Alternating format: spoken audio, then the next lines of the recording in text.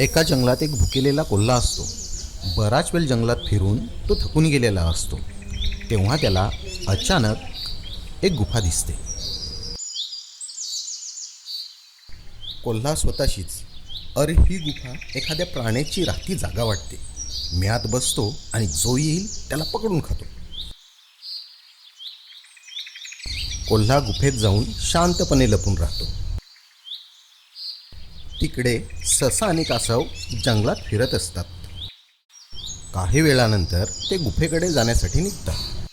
जंगलामध्ये खूप फिरून झाल्यानंतर ते हळूहळू गुफेजवळ पोचतात. गुफेजवळ पोचल्यानंतर दोघंही थोडा वेळ थांबतात आणि विचार करू लागतात. दोघांनाही तिथे पोचल्यावर काहीतरी संशय आल्यासारखं वाटते. खाली बघतात तर काय, कुठल्या तरी प्राण्याचे पायाचे ठसे गुफेमध्ये जाताना त्यांना दिसतात. ससा युक्ती काढतो आणि स्वतःशीच म्हणतो, अगं गुफे, तू आज आमच्याशी बोलत का नाहीस? कोल्ह्याला वाटते की खरोखर ही गुफा रोज यांच्याशी बोलत असली पाहिजे.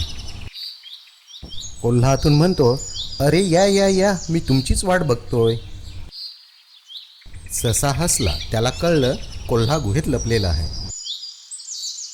गुफा कधीच बोलत नाही, वाचलो आपण.